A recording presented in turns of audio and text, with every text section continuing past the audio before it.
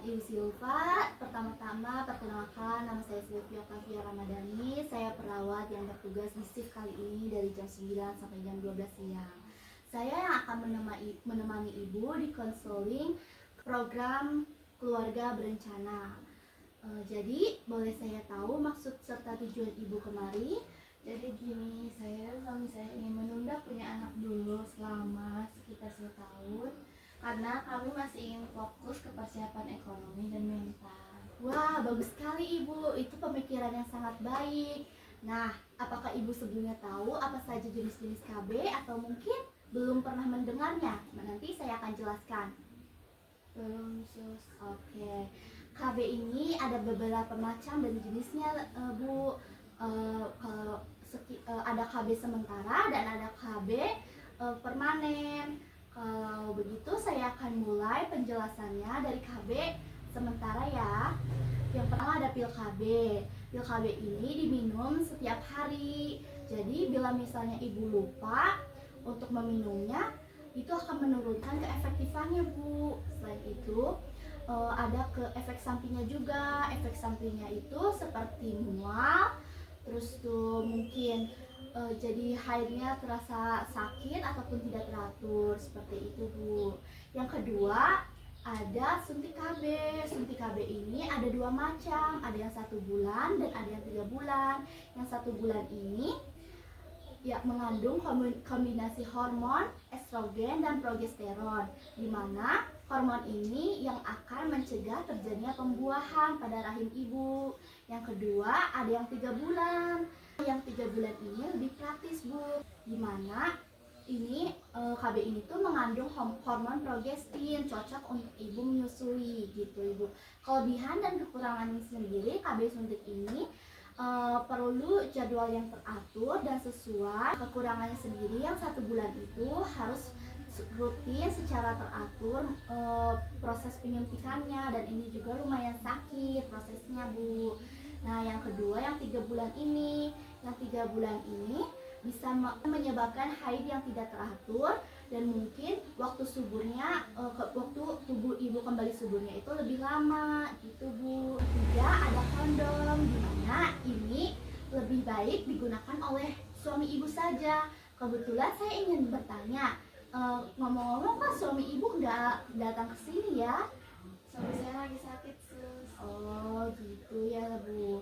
Baik, mungkin ibunya sendiri nanti bisa menyampaikan informasi ini. Jadi kondom ini cara penggunaannya tuh dia akan menahan sperma tidak memasuki ke rahim. Jadi spermanya akan terkumpul di kondomnya saja, begitu, Bu. Nanti tidak akan terjadi pembuahan. Nah, kekurangannya sendiri mungkin nanti suami ibu bila memiliki alergi kepada lateks mungkin akan terjadi gejalanya. Yang kedua mungkin terjadi ketidaknyamanan saat berhubungan intim, begitu, Bu. Keempat ada IUD, Bu, di mana IUD ini memiliki 2 jenis, yaitu yang tembaga dan hormonal. IUD sendiri keefektifannya itu bisa sekitar 5-10 tahun. Jadi ibu hanya butuh 1 kali pemasangan.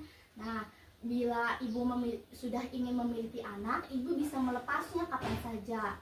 Lalu yang perbedaan IUD tembaga dan hormonal ini, yang tembaga dapat mengganggu pergerakan dan pemasukan sperma ke dalam rahim sehingga rahim tidak dapat dibuahi oleh sperma. Yang kedua ada IUD hormonal, di mana IUD ini bekerja untuk mengentalkan lendir dalam rahim. Jadi lendir ini akan mengental dan menjadi tebal. Jadi sperma itu tidak mudah masuk dan membuahi ke dalam rahim. Begitu, Ibu.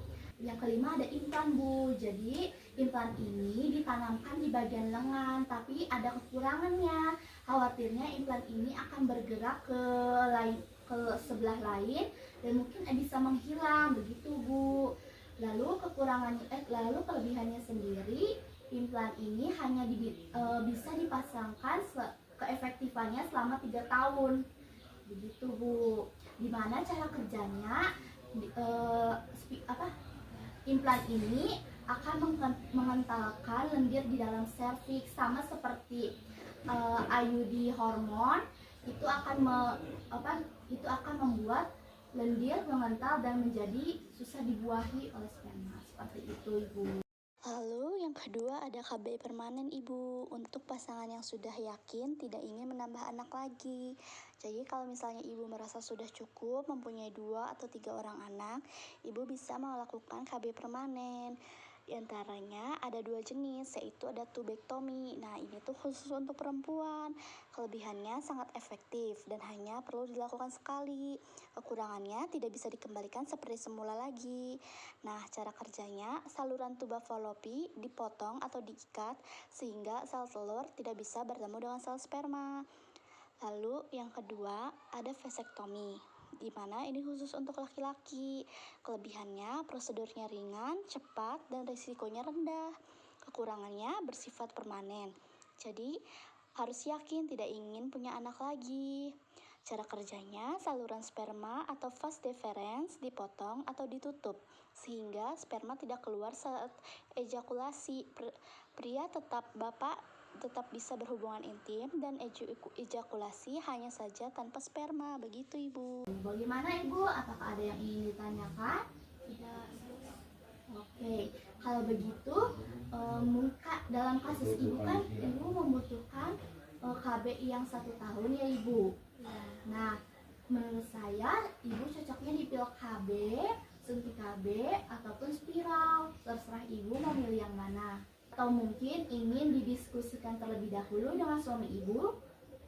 Baik, didiskusikan dulu. Oke, kalau begitu Ibu bisa menghubungi saya ataupun kembali ke konsultasi ini ya, Ibu.